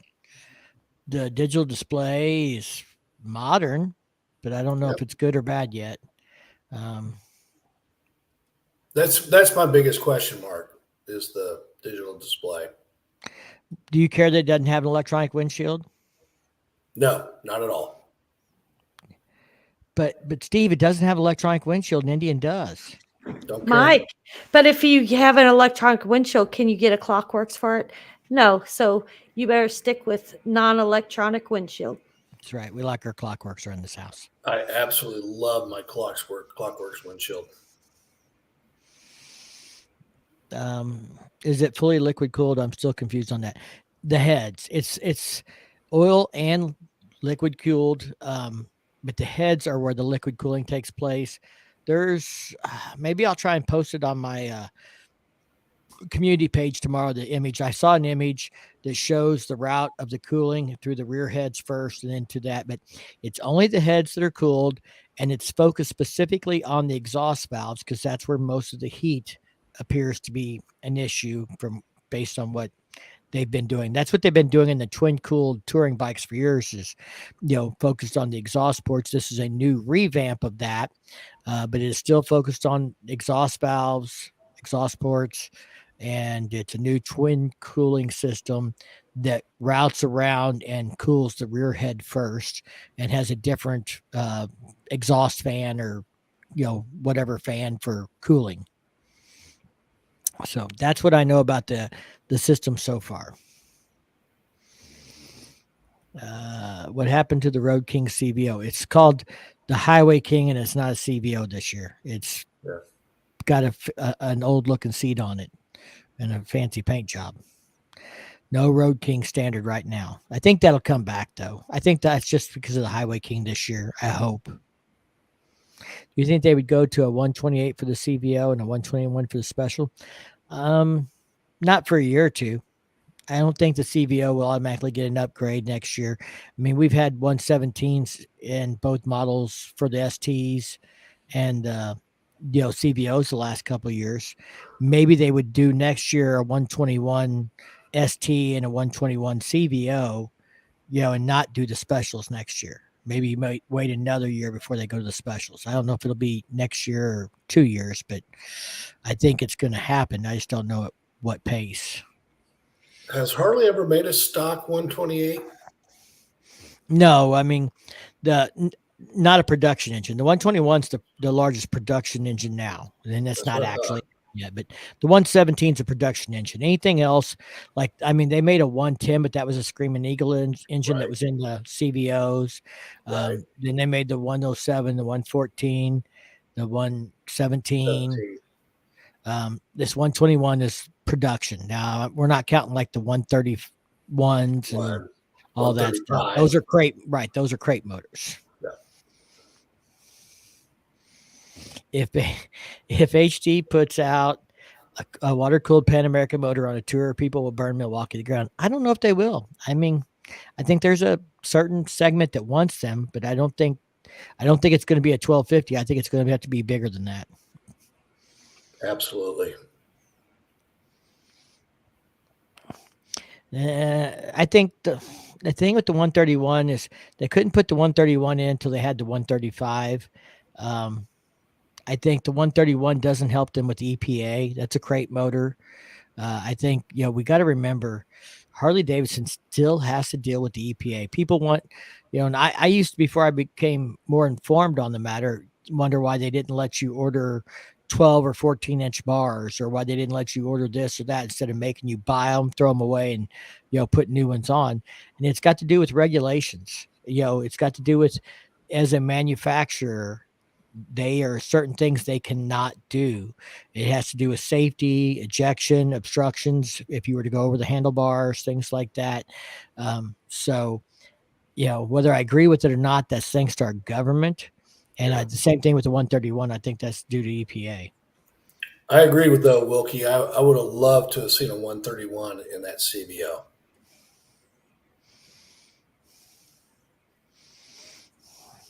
Nope. The last year of the desired CVOs is 2023. If they're going to be 2024s, because it sounds like they went bad. I'm not sure if I missed something there. Here's a question I'm asking: when does HD filter down the 23 and a half CVO features to the regular line? I'm thinking 2025. Also, how pissed are people that bought the initial 23 CVOs? Well, the only people that bought the initial 23 CVOs are people who bought a Road Glide Limited, and they're not offering a Road Glide Limited in these new CVO with the 121 engine. So I think if you really wanted a Road Glide Limited, you're probably okay. You might be like, well, because they're not offering it with the bigger engine. If you want it this year, then this is what you got. How long before that stuff filters down? I think 121s will come in STs next year for sure. I just don't know if they'll come in specials next year or if we'll have to wait a couple of years to get them in the specials. But either way, I'm probably waiting a couple of years. I don't know that I would buy a special or an ST, but I might. I mean, if they put inverted front forks, the new suspension, the display, and the 121 in an ST, I might buy it because the fact is, I don't hardly ever ride 2-up anymore. I could slap my Razor pack on there and a different seat on there. If we think we're going somewhere, and riding 2-up, I could slap my Razor pack on there anyway. Yeah. And something that's, I don't really care about the solo seat. I just shouldn't have, a 2-up seat, even if it's more for 1-up and, somebody who's going to ride 5 miles on the back occasionally. Yeah. I mean, on Ray's last question, I think definitely there are going to be people that are going to be upset. Just like with anything else Harley does on occasion. A lot of people think the 114 will be standard. I think the 114 will be standard next year. I hope so. That or the 17. I'd be happy with either one. They call the Pan America. Yes, it doesn't have pan heads. No, nothing has pan heads anymore. Not really. Yeah, the exhaust valve heat issue screams back pressure from the EPA-induced problem. Yeah, it does. And it doesn't, that's our fault. The EPA's killing tuners and aftermarket exhaust and everything else because, we have politically and socially said, oh, we've got to save the planet. While the other third world countries are destroying it, we're trying to save it and we're cutting our own throats doing it. And so that may not be a popular thing to say, but that's the reality. We're not the largest pollutant, and therefore we're going to not make the biggest impact on the environment. And as long as the biggest polluters are not making any effort, we're fighting an uphill battle. But that's a whole different ball game. Yeah. True Harley dual sport bike has a place, but water cooled is a must in my opinion. That, you know who that is, honey? That's dirt bike. That's Dirtbagger. I try to find his Instagram handle, but I recognize the picture. That helmet. He was at Frogs and Hog or Five Dirty Bikers meetup. But I probably didn't meet him. You might not have met him. I didn't go. I met him on Friday because I told him where he could go camp by the river down at the Elbow. So that's who Brian is. I recognize the image. Mike, he's out of St. Louis area. Do you understand why a liquid cooled engine performs better than a air inducted motor? Liquid cooled motors, from what I understand, will have longevity. Heat, is the enemy of motors. Yeah. I don't know that liquid cooled particularly makes more power, as much as it allows you to make more power for a longer period of time without needing to rebuild. I haven't checked, but the last time I looked, I don't think funny cars were running liquid cooled motors, but they rebuild you every race or two, you Yeah, know? that's true. Yeah. The Mandalorian helmet. That's right.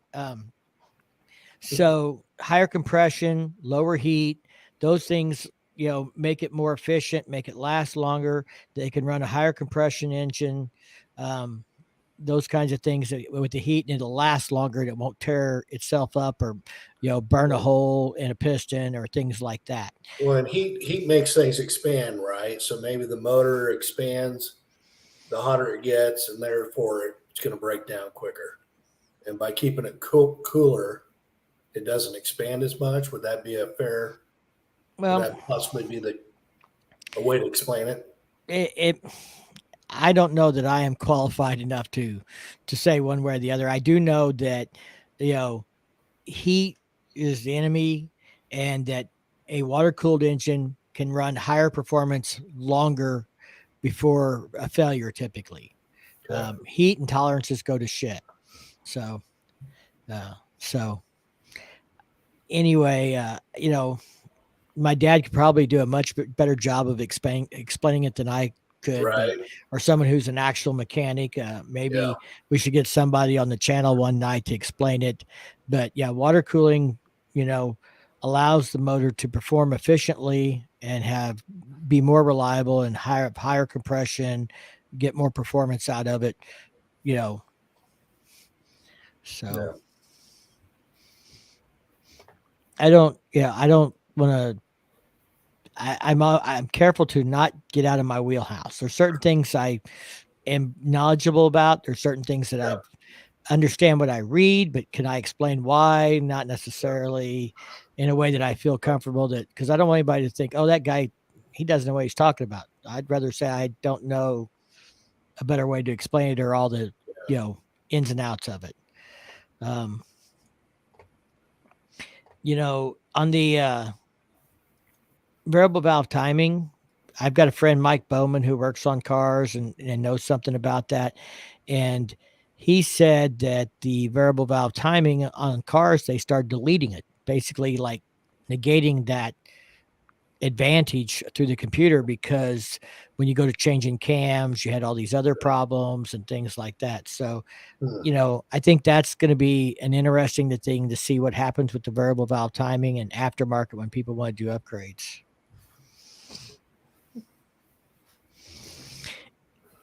Excuse me. Really curious on the new CVO. Question I have, maybe somebody knows, is the new body motor just going to be for the CVO, or is it for the new touring platform for the future, straight road glide, blah? That's the debate. That is the question. We do not know. Nobody has said for sure. I think my opinion is they have to bring it to something next year. I think they'll bring it to at least the STs next year, maybe the specials, or maybe the specials wait a year or two. I don't think they can hold out long, because I think there are going to be people like me that are absolutely not going to buy now until they're not going to buy something new now until the 121 comes out. Yeah, I think so too. Make it last longer. We're still talking about engines. Well, yeah, kind of. I hope you get 2,500 or 250,000 out of it. We'll see. I mean, Hondas are known to get high mileage, but there are still, plenty of things that can go wrong.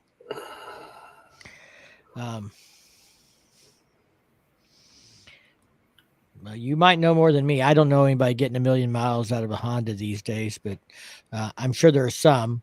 And, I mean, I know guys with 1 million miles, but on the same bike, that's pretty rare, but it does happen. But I know a lot of guys who don't ride that many miles in their period. Yeah. 1 million miles, that's a shitload. Yeah, the flat six motors, the gull wings and stuff. I don't think the VT 1100 is a flat six, though, unless I'm wrong. Does anybody know off the top of their head?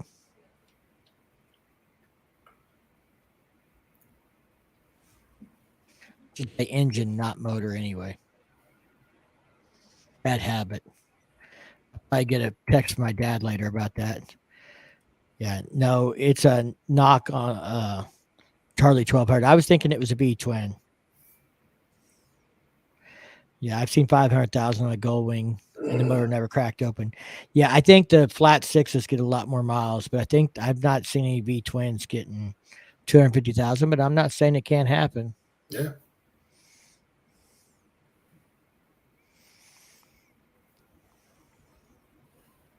Yeah, that's essentially a Honda Shadow 1100, if I'm not mistaken. Which there's nothing wrong with that. I started out on a Honda Shadow 500, but I didn't get 250,000 miles out of it. But I didn't keep it that long. Any other CVO questions? So we're getting close to 9 o'clock. We've been almost at it for 2 hours. I don't want to keep people if we don't have anything new to add to it. Yeah, it's the Sabre model. So I was close. Yeah, the flat sixes are what you find in the Gold Wings and stuff, and they definitely a high mileage motor. So CVO, I mean, I guess before we round this off, Firecracker, you're not buying one, but you said it was okay for me to buy one if I don't trade my bike in. It's your money. Your money's your money. My money's my money. Yeah. For now. We're not married. For now. It's. So, but what you said earlier, was I wrong, Steve? Didn't she say I could buy a CVO and keep my Street Glide? Yeah, Hold you're on. going to keep the Street Glide so I can, when I'm ready to move, I can start practicing on moving up to a bigger bike. Now, Mike, did I hear her correctly? She said, your money is your money. My money is my money. We're not married. That is what she said. We pay our own, each pay our own bills. She's not saying that doesn't change. Is that it'll be the same Mike's because way? we pay our half of the rent and stuff. He buys what he wants. I buy what I want. And except I don't get to buy what I want because you're telling me that I have to keep my Street Glide for you. I can buy what I want. I can buy what I want. I just can't sell what I have if she wants it. Well, you're definitely not getting rid of the fairing on it. No, it's not going anywhere. I have the stock fairing, if you didn't know, Steve. The fairing on my bike is not the original. The stock fairing's put up in the garage, so I can take that off and hang that on the wall. That will stay with me. It will not go with the bike. I can put the stock fairing back on. It's got 10,000 original miles on the fairing. Okay. I can tell you when I decide to get a new bike, I'm not getting rid of that bike out there. It's staying. Now, Firecracker, have you ridden a Lowrider ST yet? No. She rode the Lowrider S. Yeah. Yep. I'm anxious to see her test ride a ST. Think she should ride one of those at Sturgis? I think so. Maybe we can talk her into it. Harley, are you listening? I had somebody comment on one of my videos, Steve, and they said that they really didn't think Harley would make a comment or a press release or anything else based on anything my little channel put out.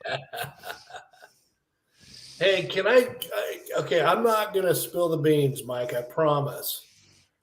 But I'd like to give a little shout out to your little channel because you told me some pretty cool news. May or may not occur, but you've got some influential people in some very large corporations that are following you and think highly of your channel. And I want to give you kudos for that. Well, thank you. I don't think that's going to happen, but it was nice to know that it was considered and on the list. We'll leave it at that. But absolutely, I will say that if people don't think Harley listens to my channel, they reached out one time based on a live we were doing when I was much smaller than than I am currently, and donated stuff to a benefit that we were doing. Harley Corporate, not a dealership.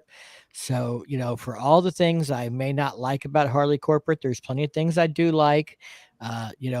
I think there's things they do right. I think they got a lot of stuff right with the new CVO. I'm not, I'm not upset that it's not monoshock. I think good twin coil suspension in the rear can be fine. It's just a matter of if it's right. So, electronic windshield didn't bother me at all.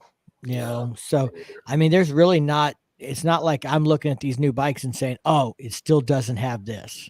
At least not for me as a consumer. I wouldn't have been opposed to an adjustable windshield that maybe manually, but I don't care. I don't care that it's electric or not. Sparky, congratulations on your Scout bobber. I think the Scout is probably, in my opinion, the most fun and probably my favorite Indian that they make. I've rode all of them that I could get my hands on, and that was definitely the one I enjoyed the most. If HD Corporate is listening, stop mandating MBAs and start mandating 15,000 mile a year on two wheels. So in other words, put riders in the decision-making seats instead of business people. And the problem is the board is MBAs and they don't see it the same way. And that's the only way that's going to change is if more people buy stock so that they're not. I mean, I think it's 78% of Harley Davidson is now owned by institutions, investment firms, things like that. As long as that exists, it's going to be hard for anyone to change the direction of Harley, CEO included. So, without more people having individual interest in it and the institutions having less power over it, I don't see any of that changing. Just my 2 cents. And that's not just Harley. That's all corporations are battling that problem. Yeah. Or the consumer is battling that problem with the stockholders. Oh, still got a Street Glide. That's it. Right on.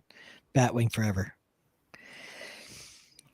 I'm just trying to get in Steve's crawl a little bit.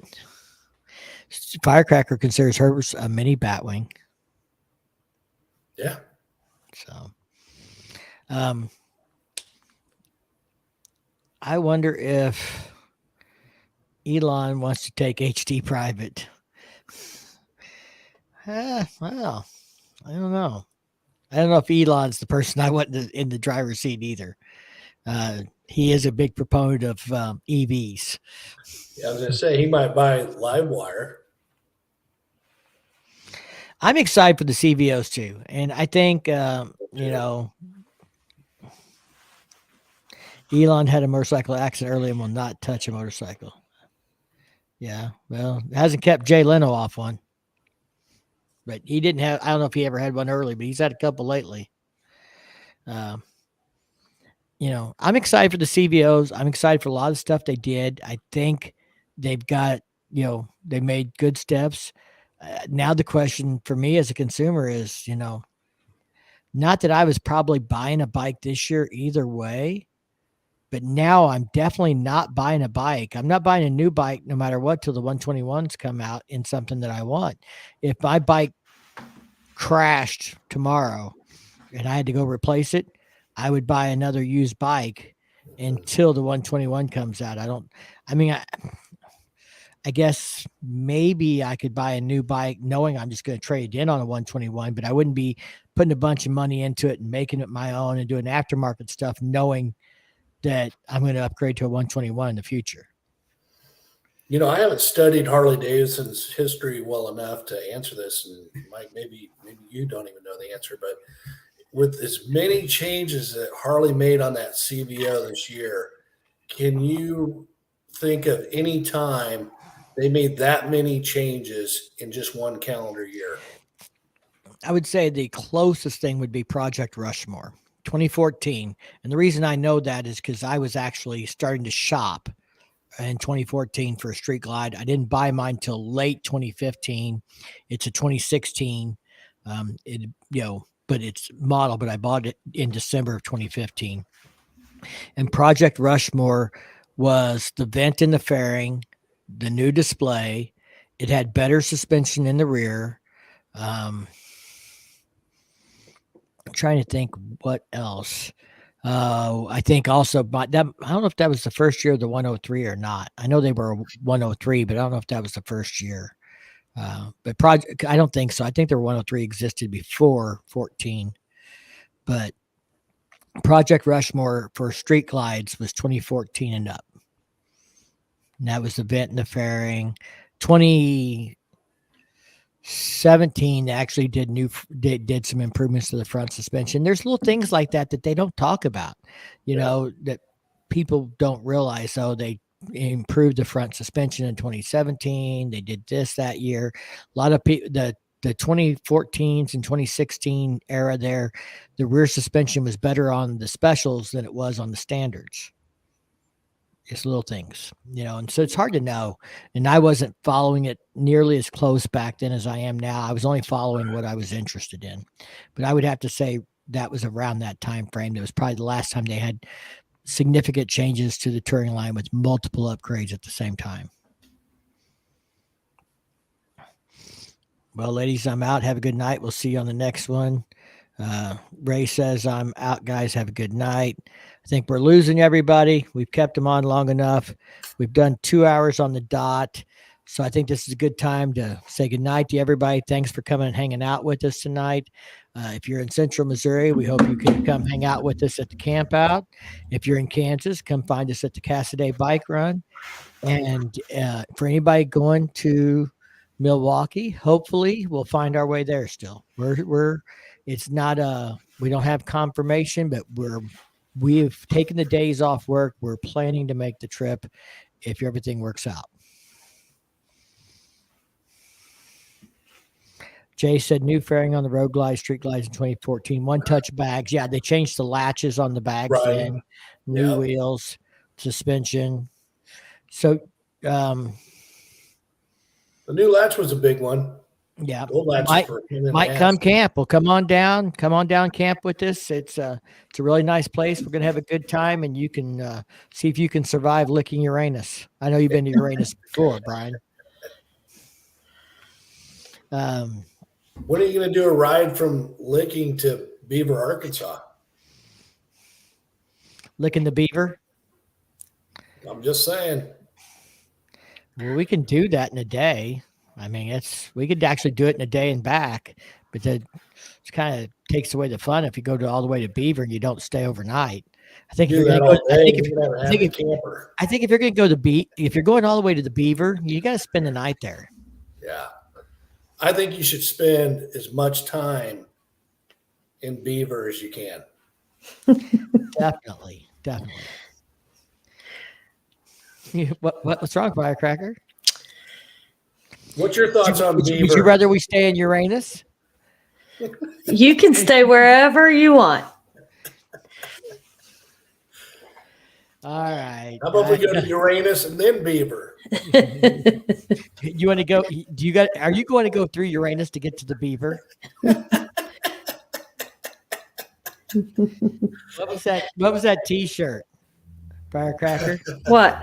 You have to go through the bush to get to the Beaver? Yeah. At T&A Saloon. I got that shirt, yeah. You have to learn your way around the Beaver. It takes time.